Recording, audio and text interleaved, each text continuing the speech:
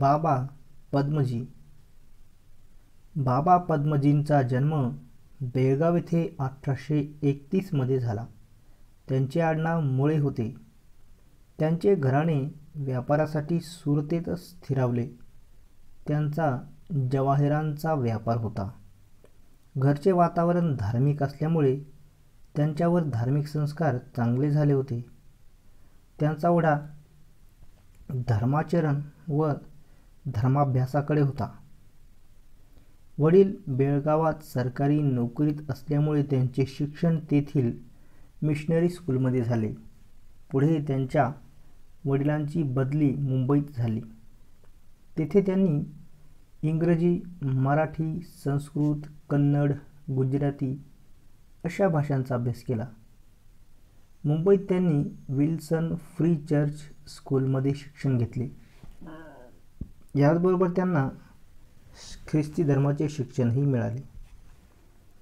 ख्रिस्ती धर्मातील मानवतावादामुळे ते ख्रिस्ती धर्माकडे आकृष्ट झाले.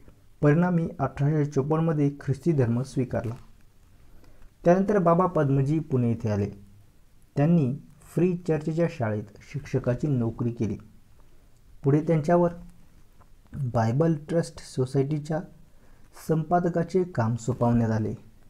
त्यांनी समाजातील अनिष्ट चालीरीती, खुळ्या कल्पना बंद व्हाव्यात म्हणून जागृतीचे कार्य सुरू केले. त्यांचा मूर्तिपूजा व जातिभेदास विरोध होता. ते परमहंस सभेचे सक्रिय सदस्य बनले. विधवा पुनर्विवाहाचे ते पुरस्कर्ते होते.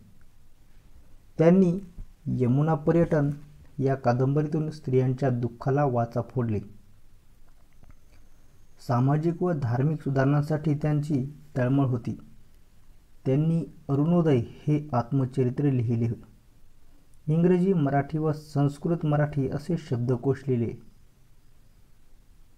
याशिवाय इतरही बरेच लेखन त्यांनी केले आहे. त्यांच्या लिखाणातूनही समाज सुधारणेची तळमळ स्पष्ट होते. समाजातील अपप्रवृत्ती दूर व्हाव्यात हाच त्यांचा हेतू होता. इसवी सन 1906 मध्ये त्यांचा मृत्यू झाला.